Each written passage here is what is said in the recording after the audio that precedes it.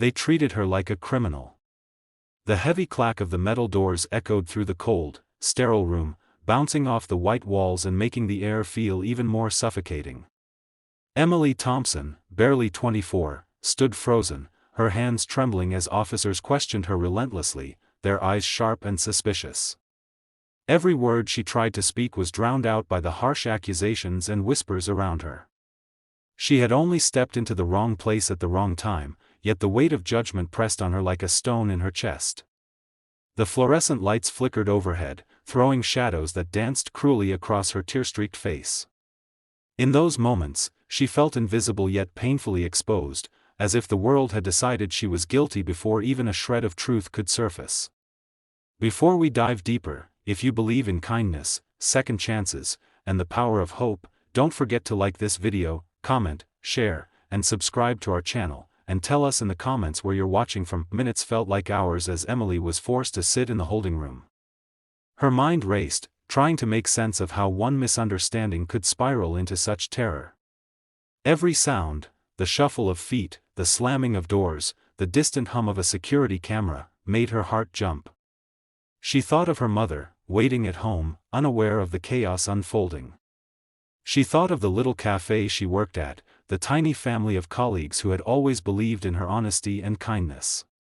All of that now seemed so far away, almost impossible to grasp in the starkness of the room where suspicion and fear had taken full control. Emily's chest tightened with every tick of the clock, every accusing glance from the officers, until it felt as though her breath itself had been stolen. She pressed her hands together, whispering promises to herself, clinging to the hope that truth would somehow prevail. Just as despair began to gnaw at her spirit, the atmosphere shifted. A single officer, whose name tag read Harrison, paused mid-step and glanced at the footage on a small monitor.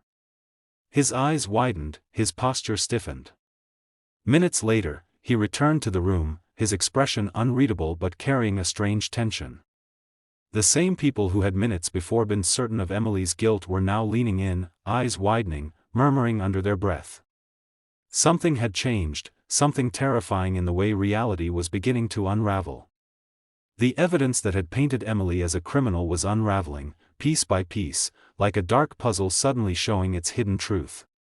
The fear that had gripped her turned into a cocktail of hope and anxiety, as she realized that what everyone thought they knew was not what had actually happened. Emily's heart pounded as the room seemed to constrict around her. Officers whispered to one another, shuffling papers and replaying clips, and the truth emerged slowly but unmistakably.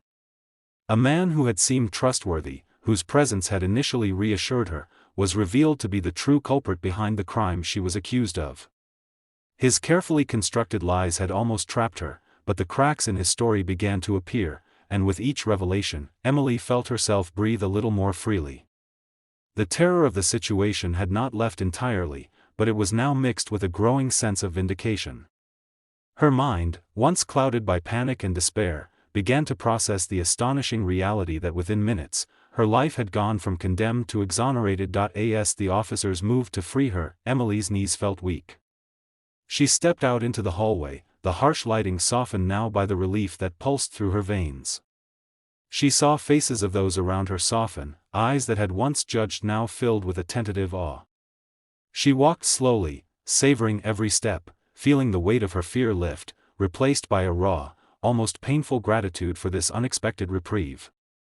In that moment, Emily realized that the world, though capable of cruelty, was also capable of swift redemption. A simple truth had shattered the misconception that had imprisoned her, and it reminded her, with a shiver, that life could change in the blink of an eye. Outside, the sun had dipped low, casting warm golden hues through the city streets. Emily inhaled deeply, the cold evening air biting her cheeks, but it felt like freedom, like the first real breath she had taken in what seemed like an eternity. Her phone buzzed, messages of worry from her mother, friends, and colleagues who had never doubted her.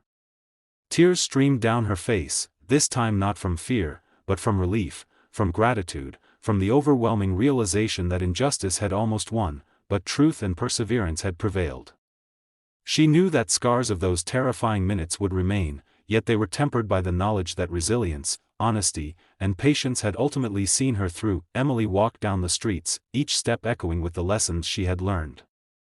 That night, she made silent promises to herself, to fight for truth, to stand for the vulnerable, to never let fear silence her voice.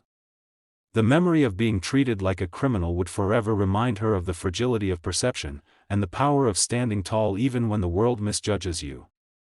Life had handed her a second chance, terrifying in its near loss, but glorious in its restoration. Before we conclude, if this story touched your hearts in any way, please leave a comment telling us your thoughts.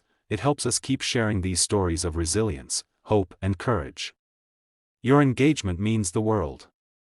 Remember to like, share, and subscribe if Emily's journey reminded you of the power of second chances. And finally, just before we end, take a moment to comment below where in the world you're watching from, and tell us how this story made you feel. Emily's story is not just hers, it's a reminder to every one of us that even in moments of deepest fear, hope can arrive within minutes, changing everything forever.